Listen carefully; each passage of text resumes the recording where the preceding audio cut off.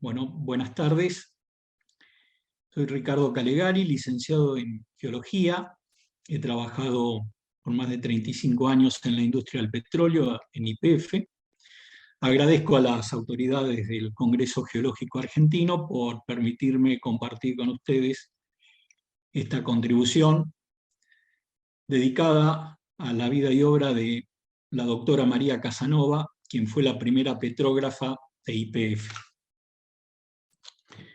Vamos a repasar la vida de María Casanova en su Italia natal, la llegada al país, su experiencia en la Patagonia, su obra en YPF desde 1928 a 1946, unas conclusiones, y al final dejo una lista de los informes y publicaciones que he encontrado.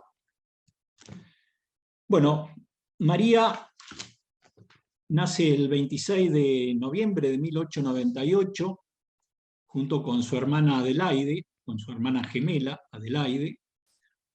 Son hijas de Ángelo Casanova y Emilia Estela.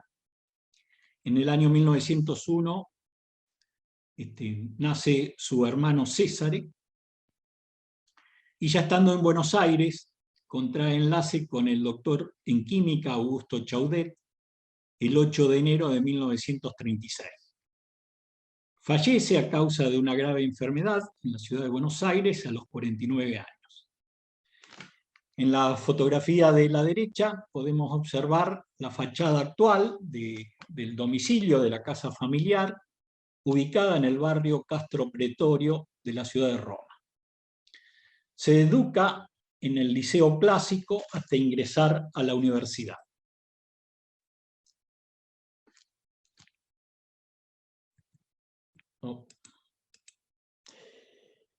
Se recibe de doctor en química el 28 de julio de 1920 en la Universidad de Roma, con una calificación de 102 sobre 110 puntos.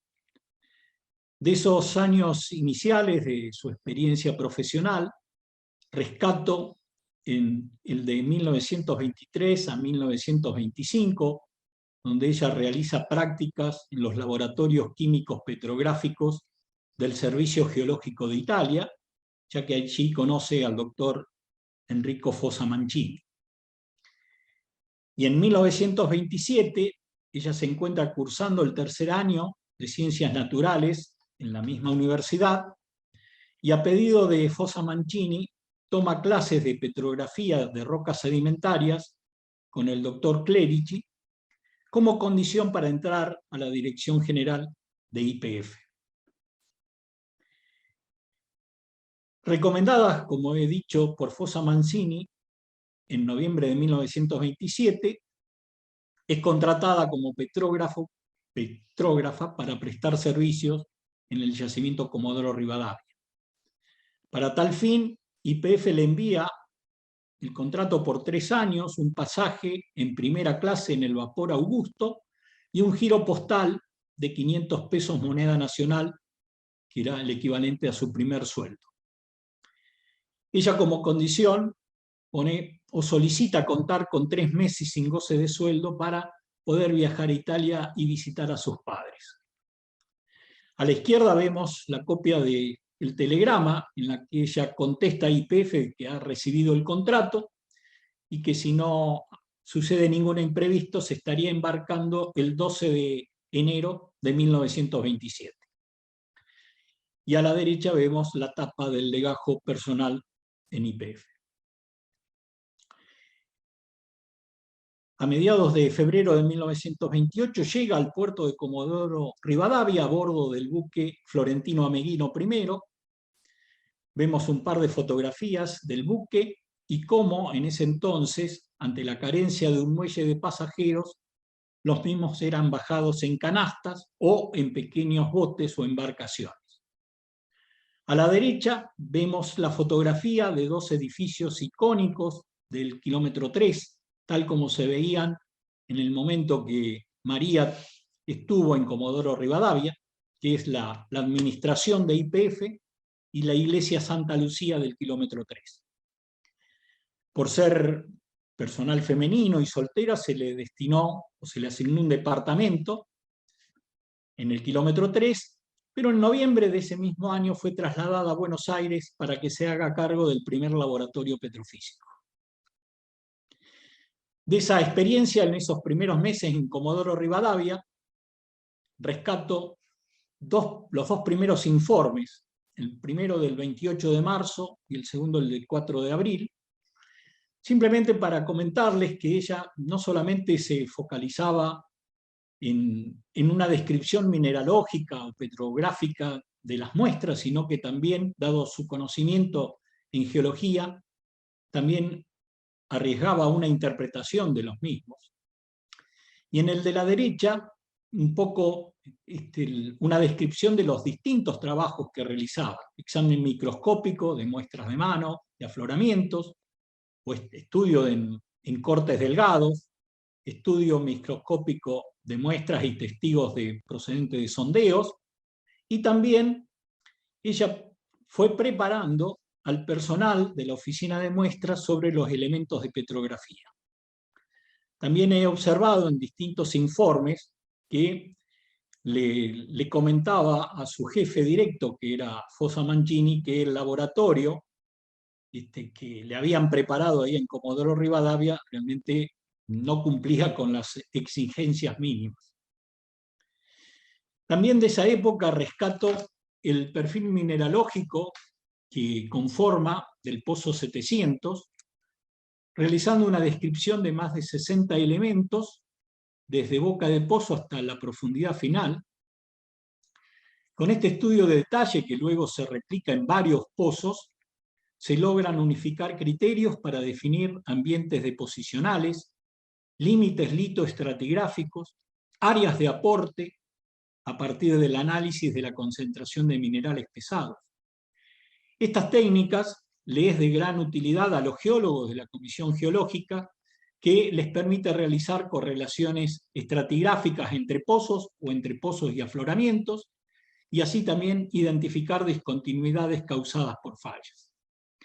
Autores como Feruglio y Bellosi reconocen a los mismos como los primeros estudios sedimentológicos de la cuenca. Yo me hice un armado, un bosquejo de cómo se veía ese perfil del Pozo 700 a través de las descripciones que ella hizo de cada una de las muestras. He volcado los nombres litoestratigráficos usados en ese momento, los correlacioné con sus equivalentes actuales, y luego puse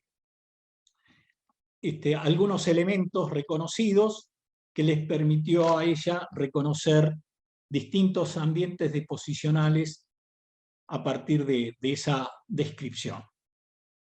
Este estudio fue elevado por Fossa Mancini a Enrique Mosconi, en el cual reconoce la calidad del trabajo realizado por Casanova, y también le comenta a Mosconi que este tipo de trabajo le va a permitir quizás evitar pozos innecesarios, ya que permitía una mejor correlación entre los diversos pozos y afloramientos.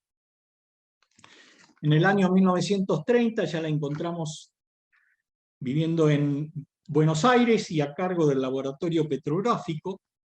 El mismo había sido instalado en la primera sede que tuvo YPF, en Paseo Colón 922, en el complejo de edificios que se las conoce como Las Mellizas.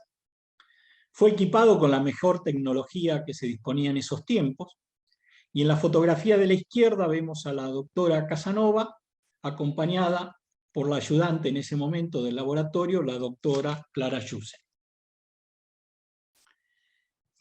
Como vimos en el mapa de Fossa Mancini, los trabajos del laboratorio petrográfico fueron acompañando esta expansión de YPF a explorar el territorio del país, y he podido recuperar trabajos del NOA, de la Chaco Paraná, de la Cuyana, de la Neuquina, de Niriguao, del Golfo San Jorge, de las cuencas de Colorado y Salado, y también publicaciones generales sobre todo publicadas en el Boletín de Informaciones Petroleras editado por YPF. Rescato uno de ellos, el publicado en el año 1934, en el cual María Casanova describe las tareas y la organización del laboratorio petrográfico de YPF, el cual lo ilustra con diagramas y fotografías, microfotografías. Comparto con ustedes esta de tobas arenosas con impregnaciones, o de vidrio volcánico y espículas de espongiarios del pozo Cañadón Perdido, o esta de foraminíferos piritizados del pozo Pampa Castillo de la profundidad 929 metros.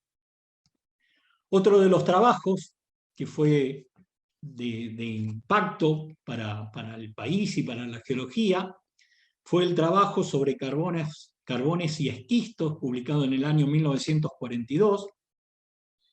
Este trabajo surge a partir del desabastecimiento de carbón que sufre el país por motivos de la Segunda Guerra Mundial.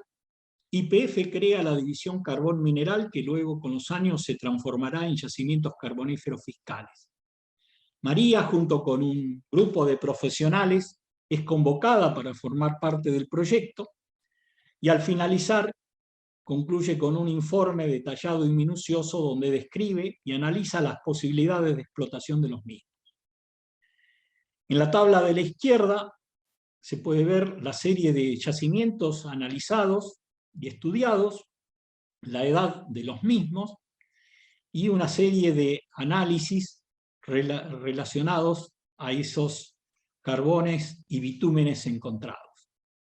Hacia el final de la tabla pone datos sobre yacimientos encontrados en otros países con la tabla y con los mismos índices o análisis para comparación.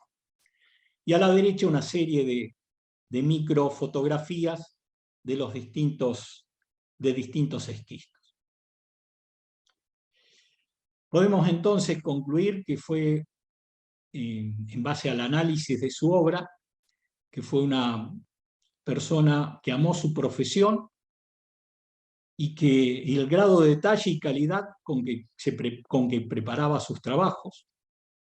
Como tantas otras mujeres, debió soportar los condicionamientos que la sociedad de esa época imponía a una mujer profesional, pero expresó y exigió con energía sus necesidades profesionales. Fue dedicada y tuvo buena predisposición para la docencia, como lo reconocen en las tesis doctorales varias profesionales que tuvieron la suerte de contar con su asesoramiento. Formó parte de la fundación de la Sociedad Geológica Argentina en el año 1946. He podido recuperar unos 58 trabajos entre informes inéditos y publicaciones. Quizás el desconocimiento u olvido de sus aportes a la industria petrolera y a la geología del país se deba a que la mayoría de los mismos se encuentran dispersos en legajos de pozos o en informes de las comisiones geológicas. Su temprana desaparición física tampoco le permitió realizar más publicaciones, y quizás, ¿por qué no?, por una cuestión de género. Muchas gracias. Les dejo este listado de publicaciones encontradas.